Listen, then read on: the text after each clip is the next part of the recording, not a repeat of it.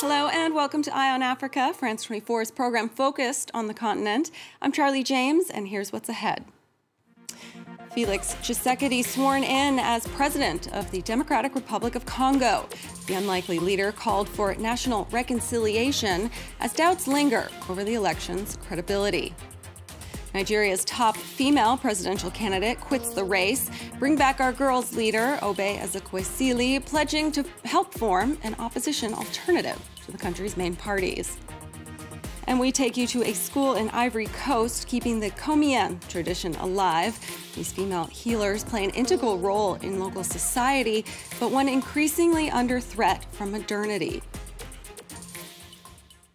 A historic day in the Democratic Republic of Congo. The nation has completed its first peaceful transfer of power in its 59 years of independence.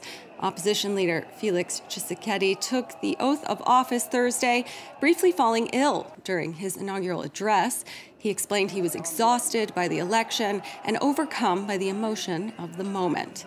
Now, doubts about the legitimacy of Tshisekedi's win do remain, but still, Joseph Kabila handing the presidency over to his successor is significant. Here's Tshisekedi's inaugural message. The Democratic Republic of Congo that we will build will not be a country of division, of hate, or of tribalism. We want a strong Congo, strong in its cultural diversity and its dedication to its motherland. A Congo focused on its development, peace, and security. A Congo for everyone, where everyone has their place. France 24's Gronia Harrington was at Tshisekedi's inauguration. She sent us this report with more on the ceremony and what the early days of his presidency are likely to hold. Thousands of Felix Tshisekedi's supporters waited for hours to see the new president being sworn in at the Palais des Nations in Kinshasa. It was a long and hot day here, something which may have contributed to the president's brief dizzy spell during the ceremony. But he recovered and he delivered a speech in which he promised national unity, peace and stability, and to raise the standard of living.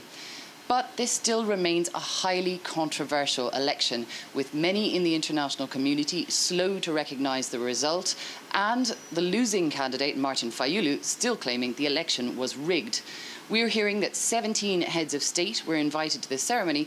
Out of those, only Uhuru Kenyatta, president of Kenya, turned up.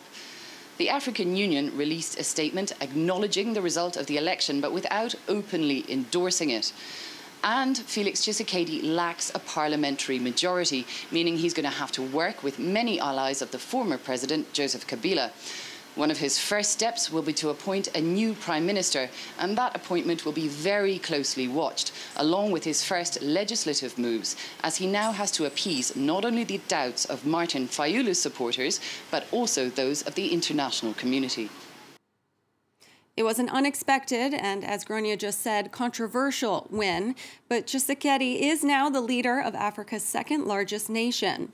In this report, Maud Julien tells us more about the reaction to his victory and the new president's political heritage.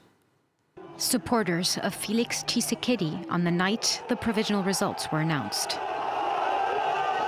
Overcome with joy as the Electoral Commission proclaimed their candidate's victory. His very first words were for the incumbent president. I know that for many of us it is difficult to accept, but I say it with sincerity. I pay homage to President Joseph Kabila.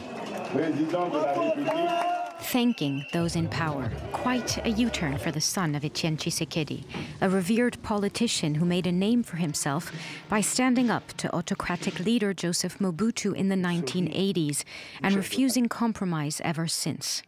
His son, Felix, is more conciliatory. He grew as a politician in his father's shadow and only became the leader of Etienne Tshisekedi's party, the UDPS, after his father passed away in 2017. He says he would never try to live up to Etienne's myth. Felix Tshisekedi's opponents claim he didn't win the popular vote, but that he made a deal with the incumbent party to rig the election and secure the top seat. Wake up! Rise, sons of Congo, be brave. The African Union also cast doubt on the credibility of the election, suggesting Felix Tshisekedi will have work to do to convince the public that he is his own man. Moving now to Sudan. More than 5 weeks after anti-government protests began, Sudan was gripped by its most widespread day of revolt on Thursday. Simultaneous rallies were held in cities across the country, each calling on President Omar al-Bashir to resign. In Khartoum, hundreds of demonstrators trying to march on the presidential palace were met by police and tear gas.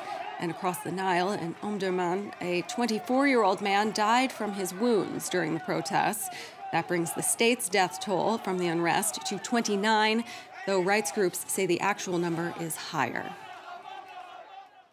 With under a month before voting begins, Nigeria's most high-profile female presidential candidate has withdrawn from the race. Oby Ezekwesili says she made the decision in order to create a strong and viable coalition to defeat incumbent President Muhammadu Buhari. Former government minister and co-founder of the Bring Back Our Girls campaign, Ezekwesili said on Twitter that she's been in coalition talks with other candidates for 3 months now. For more on the February 16th vote, France 24 correspondent Sam Olukoya joined us from Abuja. He told us about Ezekwesili's appeal in Nigeria. Well, she stands as one of the most important contestants for this election, although we know that the president and then the former vice president, who is from the main opposition, are the key contenders. But Ezekwesili brings something different. I mean, relatively, she's younger, in her 50s, whereas the president and his main opponent they're both in their 70s.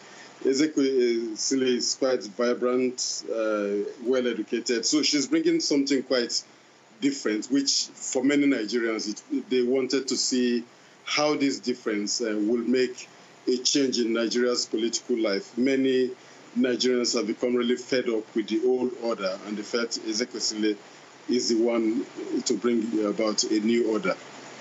Now, right now, there are 2 main parties in the country. This time around, they're represented by the incumbent, Buhari, and Atiku Abubakar, a former vice president. So how likely is it that another competitive opposition coalition can be formed, as she says she wants to do? Well, I think to start with, she had, to a very large extent, drawn a lot of attention to herself. And then the fact remains that there are lots of people in Nigeria who have that thinking of Ezekwesili, who think like her and have the same vision like her. So when she goes on to form a coalition, I think with her presence there, it will become quite known to many Nigerians. That was France 24 correspondent Sam Olukoya in Abuja. Now, by shedding the notorious vices against nature provision from its law, Angola has decriminalized homosexuality. On Wednesday, Parliament voted to overhaul the nation's criminal statute for the first time since independence. And going one step further, the government also prohibited discrimination on the basis of sexual orientation. That's now an offense punishable by up to 2 years in prison. The reform is being hailed by human rights groups. A centuries-old tradition is facing extinction in Ivory Coast. Female healers, known as komian, fear modernization could soon relegate their role to the past. Laurent Bescher takes us to a school training the next generation of komian. Draped in white, their faces coated in clay, these young women are training to become komian. These traditional priestesses are hailed for their knowledge of medicinal plants and their ability to communicate with spirits. This school in eastern Ivory Coast trains around 20 prospective komian each year, but with no tuition fees or public subsidies, it could soon be forced to close. They keep saying, we'll help you, but until now, since I started in 1992, nobody's helped me. That's why I'm thinking of quitting. In addition to the students, the school hosts dozens of patients seeking treatment for diseases such as cancer and epilepsy, as well as counseling over their love life. The komian, who are credited with the power to cast spells and predict the future, also have their share of detractors who view these ancestral practices with suspicion. Yet Ivory Coast's Minister of Employment, Pascal Kouakou, says they contribute to social cohesion and should be protected by the government. If we're not careful, this part of our society, of our culture, is in danger of disappearing. Himself the grandson of a famous komian, Pascal Kouakou has vowed to place the school on a tourist map to help it survive and continue to perpetuate this age-old tradition. That's all for this edition of Eye on Africa, but do stay with us here on France 24. There's more news coming up.